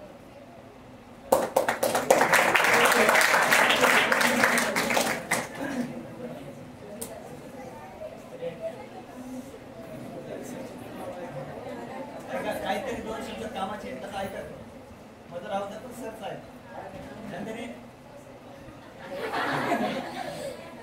सर्वप्रथम सर्वांना माझा नमस्कार. आजच्या कार्यक्रमाचे प्रमुख पाहुणे श्री संदीप दुबणे सर, परत बालाजी दुबणे सर, परत अध्यक्ष आपल्या कार्यक्रमाचे अध्यक्ष नागेश सर, आपल्या विजय इन्स्टिट्यूटचे संचालक श्री विजय सर, आणि परत केमिस्ट्री प्राध्यापक वेलेकर सर, इंग्रजीचे ऋषी सर, परत Akshay sir, Nikhil sir, Sachin sir, बाकी इतर सर्व स्टाफ, ठीक आहे. सर्वप्रथम सर्व विद्यार्थ्यांना जे काही 10वी आणि 12वीचा आजचा कार्यक्रम आपला काय आहे, 10वी आणि 12वीचा निरोप समारंभ आहे, ठीक आहे. तर निरोप समारंभ मध्ये नेमकं काय असतं? निरोप म्हणजे आज तुम्हाला आम्ही निरोप द्यायला की 10वीच्या नंतर काय करायचं, नेमकं करिअर काय आहे तुमचं, ठीक आहे. तुम्हाला तिथून पुढे काय करायचं काय आहे, 12वीच्या नंतर तुम्हाला करायचं काय आहे. निरोप झाला म्हणजे तुमचा आता इथे शेवट झालेला नाही. आणखी शिक्षणाची म्हणजे आयुष्याचे 2 टर्निंग पॉईंट असतात. एक असतो 10वीचा टर्निंग पॉईंट, दुसरा असतो 12वीचा. काही जणांची 12वीचा झालेला आहे, 2 टर्निंग पॉईंट झालेले आहेत. म्हणजे तुम्हाला 2 वेळेस परीक्षा दिलेली आहे. तुम्ही 10वी बोर्ड दिलेली आहे आणि 12वी पण बोर्ड दिलेली आहे. याच्यानंतर तुमची बोर्ड एक्झाम राहणार नाही. याच्यानंतर तुमची काय असेल, आता तुमच्या सेमिस्टर वाईज परीक्षा असते. आता कुणाला कशामध्ये करिअर करायचंय हे तुम्हाला डिसाईड करायचंय. नेमकं आता करिअर कसं डिसाईड करायचंय, कोणतं करिअर चॉईस करायचंय हे तुम्हाला ठरवायचंय. आता 2 महिने तुमच्याकडे वेळ आहे. आता 2 महिने आहे, निकाल लागायला 2 महिने. 15 मेच्या आधी दोन्ही निकाल लागून जातील. 10वी आणि 12वीचे निकाल 15 मेच्या आधी लागून जातील. त्याच्या आधी तुम्हाला ठरवायचे की काय करायचंय. एक्झॅक्ट तुम्हाला आता उद्या निकाल आहे, आज ठरवायचे किंवा निकाल लागल्याच्या नंतर ठरवू. आपल्याला पर्सेंटेज किती पडतात त्याच्यानंतर आपण डिसाईड करू की काय करायचं नेमकं. हे तुम्हाला त्यावेळेस ठरवण्यापेक्षा आता तुम्हाला वेळ आहे, तुम्ही ठरवू शकता. 12वीचे विद्यार्थी आपले सीईटीचे क्लास चालू आहे. कोणी नीटचं करतं, कोणी सीईटी करतं, कोणी जेई करतं. त्यानंतर तुम्ही एकच ठरवायचे की तुम्हाला मार्क्स पडतात का. अभ्यास तर तुम्हाला करायचंच आहे, पडतात का नाही अभ्यास करायचा आहे. केल्याच्या नंतर तुम्हाला जर चांगले पर्सेंटाईल पडले तर चांगली गोष्ट आहे, नाही पडले तर खचून जायचं नाही. रिपीटचा ऑप्शन आहे, ठीक आहे. जर कुणाचा थेअरीचा पेपर अवघड गेला असेल, निकाल लागल्याच्या नंतर पण तुम्हाला तो विषय देता येतो. असं नाही की तुमचा फिजिक्स आहे, केमिस्ट्री आहे, बायो, मॅथ, सायन्सचे जे काही विषय आहेत ग्रुपिंगचे, जर कुणाची ग्रुपिंग झाली नसेल तरी तुम्हाला एक संधी असते की तुम्हाला त्या विषयाचा परत फॉर्म भरता येतो. एकाच विषयाचा आयसोलेटेड फॉर्म असतो, ते तुम्हाला भरून परत तुम्हाला इम्प्रुव्हमेंट म्हणून मार्क घेता येतो आणि ग्रुपिंग करता येते. कसं होतं, काही जणांना सीईटी मध्ये, नीट मध्ये चांगले मार्क्स पडतात, ग्रुपिंग होते, पण इकडे आपली थेअरी मध्ये ग्रुपिंग होत नाही. काही जणांचं पर्सेंटेज पडतात, काही जणांना एखादा विषय आवड जातो. मेन असतं ग्रुपिंग. आपल्या बायो ग्रुपला ग्रुपिंगचे काही नाही 50% आहे, पण मॅथमॅटिक्स ग्रुपला 75% पाहिजे 3 विषयामध्ये. तर काही जणांचा पेपर फिजिक्स थोडासा सोपाच होता, पण थोडासा अवघड गेला. काही जणांना पेपर होता कॉम्प्लिकेटेड होता थोडासा. केमिस्ट्री सोपी होती आणि मॅथमॅटिक्स पण सोपं होतं. पण काय सांगता येत नाही, मॅथमॅटिक्स मध्ये मार्क्स करतात आपले. आपण लिहिलो एक्झॅक्ट 80 पैकी 70 75 मार्काचं लिहिलो आपण, ठीक आहे. पण तुम्हाला तेवढे पडतील अशी गॅरंटी नाही. जर तुम्हाला 75 मार्काचा पेपर सोडवला असेल तर तुम्हाला 60 ते 65 पडू शकतात. कारण तुम्ही पेपर लिहिल्याच्या नंतर पाहत नाही की तुमचं कुठं चुकलंय. आता एकदा स्टार्ट केलं लिहायला की 32 पेज लिहून मोकळं होता, सप्लिमेंट घेता. परत तुम्ही रिटॅली करत नाही की तुमचं कोणतं चुकलंय, काय राहिलंय, कुठं कोणतं काय राहिलंय. तुम्ही गडबड करता. एमसीक्यू लिहिताना फक्त तुम्ही ऑप्शन टाकलेले आहे काही जणांनी. आता मी पेपर चेक केले बोर्डाचे, त्यामुळे सांगते तुम्हाला की काही जणांचं डायरेक्ट ऑप्शन टाकलेलं आहे. आपल्या विषयाला ऑप्शनला मार्क नसतात. ऑप्शन पण लिहायचा असतं आणि पुढे त्याचा पर्याय पण लिहायचा असतो, ठीक आहे. जर सेन्सिटिव्ह केस असेल, नापास होणारी केस असेल तर त्याला मार्क दिले जातात. पण शक्यतो ज्याला चांगले स्कोर करायचे, ग्रुपिंग करायची, ते सांगितलं होतं मी तुम्हाला आधी. पण तरी पण त्या परीक्षा चालू असताना आपल्याला कळत नाही की आपण चुकतो, नकळत चुकतो. जे आता नवीन 11वीची मुलं आहेत, 12वीला आलेले आहेत, त्याने तशी चुका करू नये. मी वेळोवेळी मार्गदर्शन करत असतो सगळ्यांना. 10वीचे असतील, 12वीचे असतील. आता 10वीची पण बघत आहे मी की पेपर कसे लिहायला मुलं. काहीच नाही, त्यांच्या डोक्यामध्ये फक्त एकच बसतंय की काही नाही, आपल्याला नॉलेजची गरज नाही, आपल्याला फक्त पर्सेंटेज पाहिजे. तुम्ही नॉलेजच्या जीवावरच काय करू शकता.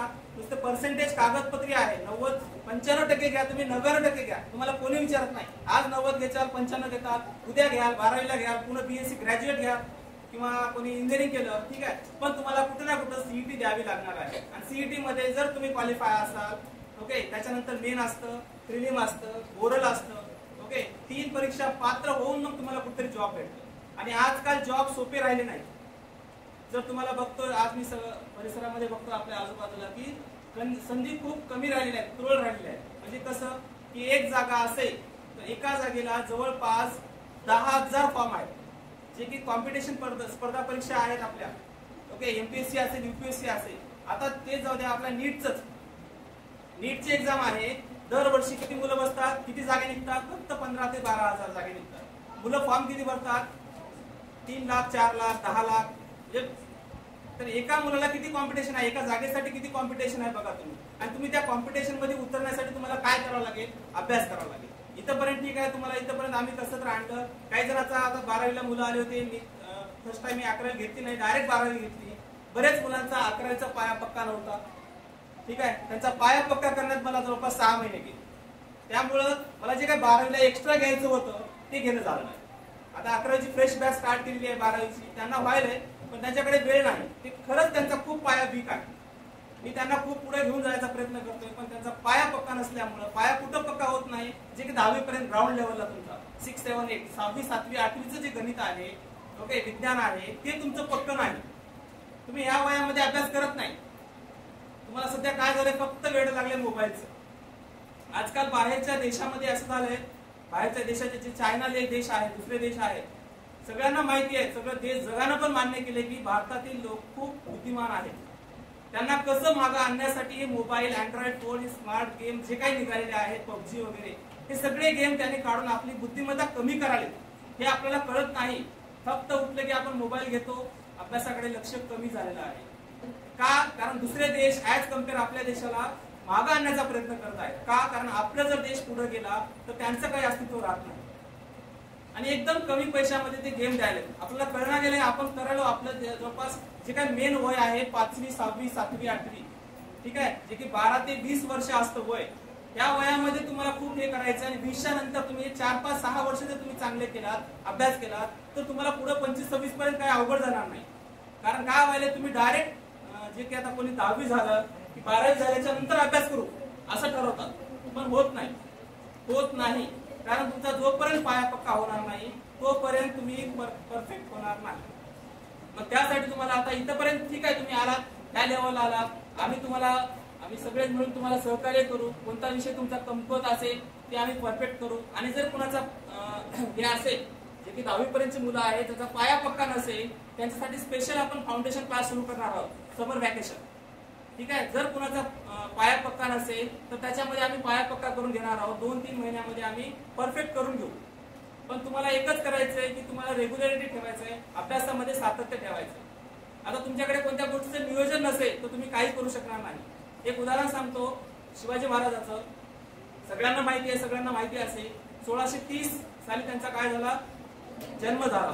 त्यांनी वयाच्या 15व्या वर्षी म्हणजे 1645 या वर्षामध्ये त्यांनी काय केलं, स्वराज्याची शपथ घेतली आणि 1645 पासून ते 1660 पर्यंत, ठीक आहे, 15 वर्षामध्ये त्यांनी किती किल्ले जिंकले, बरेच किल्ले जिंकले. आता मी सांगत नाही एक्झॅक्ट, हिस्ट्रीचा माणूस नाही, ओके, त्यामुळे मी सांगू शकत नाही. पण त्याच्यानंतर त्यांनी सगळे किल्ले काय केले, मुघलाला देऊन टाकले. बरेच किल्ले त्याच्यात मुघलाला दिले. का दिले मुघलाला? कारण त्यांना आपल्याला महाराष्ट्र म्हणजे आपला हे वाचवायचा होता. तर त्यावेळेस त्यांनी काय केलं, एक आग्र्याला त्यांना बोलवले होते. सगळ्यांना माहिती आहे आग्र्यातून सुटका झाली, सगळ्यांना इतिहास चांगला माहिती आहे. शॉर्टकट सांगतो मी, काही जास्त सांगत नाही. त्याच्यामध्ये त्यांनी आग्र्याला जात असताना एका घरी गेले जेवण्यासाठी. भूक लागली होती त्यांना, तहान लागली होती. घरी गेले, एक गोसाव्याचं घर होतं, त्या घरी गेले. त्या घरी गेल्याच्या नंतर त्यांनी काय केले, जेवायला सुरुवात केली. त्यांना पात्र दिलं, पात्रावर भात वाढला, भातावर काय वाढलं, वरण वाढलं. शिवाजी महाराजांचं लक्ष कुठं होतं, सगळं स्वराज्याकडे होतं की आपले एवढे किल्ले चालले. मग त्यावेळेस ते जे वरण टाकत होती जे बाई, ठीक आहे, ते वरण कुठं चाललं, सगळं त्याच्या बाहेर निघून चाललं. कुठं, पात्राच्या बाहेर. भातावर काय राहतं का, भातामध्ये चिकटत नाही, निघून जातं.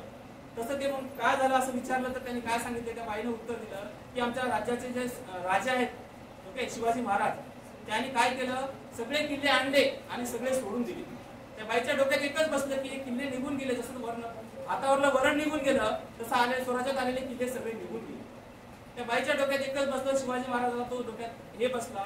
शिवाजी महाराजांनी काय केलं, मग 4 वर्ष कोणतीच लढाई केली नाही. 1664 ते 1670 पर्यंत एक सुद्धा लढाई केलेली नाही. ठीक आहे, का केली नाही? कारण त्याने 4 वर्ष काय केलं, पूर्ण अभ्यास केला, मनन केलं, आकलन केलं, चिंतन केलं की काय करायचं.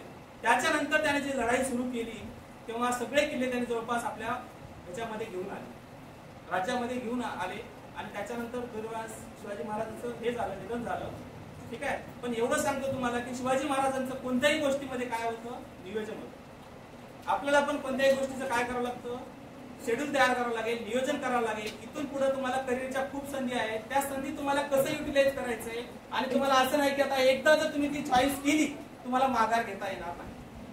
आता सपोज तुम्ही एक कोर्स चालू केला, इंजिनिअरिंगला लागला, तुम्हाला 4 वर्ष तिथे काढावंच लागेल. मी 2 सेकंड इयर करतो परत दुसरा करतो, जमणार नाही. काल परत एका मुलाने काय केलं, 12वी पास झाला, ठीक आहे, 12वी पास चांगले पर्सेंटेज पडले, 10वीला पण पर्सेंटेज पडले, इंजिनिअरिंगला लागला तो. 12वीच्या नंतर इंजिनिअरिंग लागला, तर 10वीला चांगले पर्सेंटेज होते. त्याच्यानंतर तो इंजिनिअरिंग सोडून पॉलिटेक्निकला आला. त्याच्यानंतर तो इंजिनिअरिंग सोडून काय झाला, पॉलिटेक्निकला आला. का पॉलिटेक्निकला आला? कारण त्याला तिथं आवड झाला. ते एक तर 2 वर्ष वाया घातला, 1 वर्ष सीईटी वाया घातली, 3 वर्ष वाया घालून परत तो 10वीच्या बेसवर पॉलिटेक्निक करायला, कारण त्याला इंजिनिअरिंग आवड झाली. त्याला माहिती होतं की पॉलिटेक्निक झाल्याच्या नंतर काय करायचं, परत काय करायचंय, इंजिनिअरिंगच करायचंय. मग तो ऑलरेडी तो इंजिनिअरिंगला लागला होता, 3 वर्ष वाया घातला. त्याच्यानंतर पॉलिटेक्निकचे 3 वर्ष म्हणजे 6 वर्ष वाया घालून जर तो पुढे इंजिनिअरिंग होत असेल तर त्याचा काय फायदा. म्हणून सांगतो तुम्हाला, कोणताही ट्रॅक चूज करताना, म्हणजे कोणतीही डिग्री आता पुढे तुम्हाला करिअर चॉईस करताना सल्ले घ्या तुमच्या शिक्षकांचे, टीचर्सचे, कुणाचे हे घ्या की ह्याच्यामध्ये खरंच भविष्य आहे का, फ्युचर आहे का, जे आपण कोर्स करायला त्याला व्हॅल्यू आहे का. विनाकारण वेळ वाया घालू नका, कारण आता भविष्यात असं झालंय की करिअरच्या संधी खूप आहेत. एक गोष्ट आहे, याच्यामध्ये भरपूर संधी दिसतात, पण जायचं कुठं आहे. ठीक आहे, एक एक्झाम्पल सांगतो तुम्हाला, उदाहरण. आपल्याला इथून जायचं होतं बस स्टँडला, इथून जायचं एका माणसाला जायचं होतं बस स्टँडला. तो काय केला, ऑटो पकडून जावा म्हणला. बस स्टँड किती लांब आहे माहित नाही, अननोन गाव आहे, अननोन आहे, माहित नाही त्याला. पण नवीन दोस्त एसटीतून उतरला आणि त्याला जायचं होतं, बस दुसरीकडे जायचं होतं, त्याला जायचं होतं बस स्टँडला. आधी गावात जाऊन फिरून आला. मग त्या ऑटोवाल्याला ऑटो धरला. ऑटोला काय म्हणलं, किती भाडं घेतं विचारलं. ऑटोवाल्याला सांगितलं 100 रुपये. तर तो काय विचार केला, 100 रुपये देण्यापेक्षा आपण थोडंसं चालत जाऊ, जवळच असेल म्हणून तो काय केला, चालला जवळपास अर्धा तास चालला. अर्धा तास चालल्याच्या नंतर परत ऑटोवाला परत तोच आला. म्हटला कुठं जाता का, चला येता का. त्याला वाटलं बाबा मी आता अर्धा तास चाललोय, बरेच किलोमीटर अंतर कापलोय, पैसे कमी घेईल, म्हणून तो काय केला, परत ऑटोवाल्याला विचारला. ऑटोवाल्यानं काय सांगितलं, 200 रुपये. तर तो ऑटोवाल्याने 200 रुपये मागितला. त्यांना सरळ त्या ऑटोवाल्याला प्रश्न केला की तू 100 घेणार होता, आता 200 का. तर त्या ऑटोवाल्याने सांगितलं, तुम्ही ज्या पॉइंट पासून आलात त्या पॉइंट पासून तुम्ही विरुद्ध दिशेने आलेल्या. बस स्टँड तुमच्या मागच होतं, बस स्टँड तुमच्या तिथून जवळ होतं, पण तुम्ही आलात कोणत्या दिशेनं, चुकीच्या दिशेने आलात, म्हणून इथून 200 रुपये लागले. तसं तुमचं करिअर आहे. इथून पुढे जर तुम्ही कुठं गेलात पुढं, ओके, तुम्हाला कुठं जायचंय, बस स्टँडला जायचंय का विरुद्ध दिशेला जायचंय, एकदा जर तुम्ही गेलात तर परत तुमचं नुकसानच होणार आहे. त्यामुळे तुम्हाला ठरवायचंय, 10वी झालेल्या विद्यार्थ्यांनी ठरवायचे की आपल्याला 11वी 12वी करायची का पॉलिटेक्निक करायची. 11वी 12वी करायची तर चांगली करायची, अशी नाही की तुमची 10वी कशी झाली मला माहितीये. पाया पक्का नाही. कोरोनामध्ये तुमचं बरेच जणांचं नुकसान झालेलं आहे, बरेच मुलांचा पाया कमकुवत आहे. आता करायलाच मुलं अभ्यास, पण हे जे 5-6 वर्षाचा कालावधी गेलेला आहे म्हटला, त्याच्यामध्ये कुणाचंच बेसिक पक्क नाही. कारण हे कोविड मधली बॅच आहे, डायरेक्ट पुढे आलेली, त्यांना 2 वर्ष डायरेक्ट पास केलेलं आहे. पण इथून पुढे असं होऊ नये, कारण कसं तुम्हाला जर पाया पक्का असेल तरच तुम्ही आयुष्यात काही करू शकणार भविष्यामध्ये. आणि तुम्हाला काही जर करायचं असेल, चांगलं व्यक्ती बनायचं असेल तर तुम्हाला अभ्यासच करावा लागेल, दुसरा पर्याय नाही. नॉलेजच्या जीवावर आपण काहीही करू शकतो. विदाऊट नुसता प्रूफ आहे, माझ्याकडे एवढे सर्टिफिकेट आहेत, गट्टा आहे, थप्पी आहे, त्याला कोणी विचारत नाही. तुमच्याकडे किती नॉलेज आहे, तुम्ही कसं एक्सप्रेस करता. नॉलेज असून फायदा पण नाही, नॉलेज आहे पण त्याला एक्सप्रेस करण्याची पद्धत असते, ते पण तुम्हाला स्किल्स करावं लागेल, तुमच्यामध्ये इम्प्रुव्हमेंट करावं लागेल. आता तुम्ही 12वी झाले म्हणजे तुम्ही आता आमच्या लेवलला आहात, ठीक आहे. आतापर्यंत तुम्ही विद्यार्थी होतात, आता तुम्ही ग्रॅज्युएशन कराल, ग्रॅज्युएशन केल्याच्या नंतर पोस्ट ग्रॅज्युएशन कराल, 2-3 वर्षानंतर तुम्ही आमच्या लेवललाच या. पण एवढं तुम्हाला करायचंय की भविष्यामध्ये काय काय शोधायचं तुम्हाला, ओके, काय बनायचंय ते तुम्हाला निवडावं लागेल आणि अभ्यास करावा लागेल. ओके, तर आणखी एक उदाहरण सांगायचं राहिलं. एक उदाहरण देतो तुम्हाला. एक गाव होतं, एका गावाच्या जवळच एक गाव होतं, गावाच्या जवळ एक डोंगर होता, मोठा डोंगर होता. गावामध्ये अशी प्रथा होती, आमचे गाव आहे आता इथंच, आमच्या गावाजवळ एक डोंगर आहे, ठीक आहे. माझ्या गावचं उदाहरण देत नाही, आमच्या गावाच्या जवळ एक नदी आहे. आता मला माहित नाही, म्हणतात की त्या नदीमध्ये जर माणूस गेला की परत येत नाही, असं म्हणतात. बरं, ते उदाहरण मी काही देत नाही. असे गाव आहे, त्या गावाच्या पाशी डोंगर आहे, त्या डोंगरावर गेलेला माणूस परत येत नाही असं म्हणतात. त्या गावात एक म्हणवा आहे. जवळपास ते गाव बरंच जुनं आहे, त्या गावामध्ये सगळे लोक राहतात. तर काय केली, प्रत्येकाची प्रथा होती की या गावाच्या डोंगरावर जे कोणी गेला तो परत आलेलाच नाही. मग तिथे काय झालं, 5 मित्र तयार झाले. 5 मित्र म्हणजे आपले विजय सर, नागे सर सारखे चांगले मित्र तयार झाले. जसे त्यांची मैत्री आहे तसे मित्र तयार झाले आणि ते काय केले, डोंगरावर जायला निघाले. 5 जण डोंगरावर जायला निघाले. एक पुढे होता, 2 मागे होते, त्याच्या 2 मागे होते, असे 5 निघाले. तर गावातले माणसं काय म्हणले, 5 जण निघाले, त्या दोघांना शेवटच्या दोघांना इशारा करून म्हणले की जाऊ नका. काय म्हणले, जाऊ नका, पुढे गेला तर तुम्ही येणार नाही. मग ते जीवाच्या भीतीनं का म्हणा, कोणत्या का भीतीनं म्हणा वापस आले. एकानं हळूच पाडता पाय मागे घेतला, निघाला. त्याचं बघून त्याच्या शेजारचा पण काय घेतला, त्याला पण सांगितलं मी चालू भाऊ, तू येतो का. तो पण निघाला. मग ते दोघं जाताना बघून पुढच्या दोघांमधला एक जण काय केला, तो पण मागे निघाला. म्हणजे 4 जण निघाले मागे. पुढे एक चालवत होता एकटा, त्यानं मागं पळून बघितलाच नाही. तो डायरेक्ट गेला कुठं, डोंगरावर गेला. डोंगरावर जाऊन परत तिथं जाऊन एक झेंडा लावायचा होता, तो झेंडा रोवला. तो झेंडा रोवून तो हळूहळू खाली आला. खाली आल्यावर सगळ्यांनी त्याचा काय केले, सत्कार केले. सत्कार केल्याच्या नंतर एक वयोवृद्ध माणूस होता गावचा, की सगळ्यात अनुभवी माणूस, त्याला सगळा अनुभव होता, वयस्कर माणूस होता. त्याने म्हणलं बघ तुला भीती वाटली नाही का, तुला एवढे सांगितले वर कशाला गेला. तर त्यानं सरळ सांगितलं की मी आहे भैरा, मी आहे भैरा. मला वर जाताना कोण बोललं मला ऐकू आलं नाही, माझी मशीन खाली ठेवून गेलो होतो, आता मी मशीन लावली खाली आल्याच्या. म्हणजे त्याला एकच सांगितलं होतं की वर जाऊ नको, वर जाऊ नको म्हणून म्हणले होते. पण त्यानं मशीन काढून ठेवल्यानंतर त्याला काहीच ऐकू आलं नाही. त्याच्या डोक्यात एकच की आपलं टार्गेट काय आहे. तसं तुमचं एकच टार्गेट ठेवायचं की आपल्याला करायचं काय आहे, काय करायचंय की भविष्यात तुम्हाला काय करायचंय, जिंकायचं पण आहे. उगा करून बसायचं नाही, जे काय केलेलं आहे त्याचं सार्थक करायचंय. ओके. तर सर्व विद्यार्थ्यांना, 10वी आणि 12वीच्या विद्यार्थ्यांना भावी यशासाठी शुभेच्छा देतो. आणि परत मला इथं आपल्या विजय सरांनी कार्यक्रमाचं अध्यक्षस्थान देण्याची हे दिल्यामुळे मी त्यांचा आभार मानतो.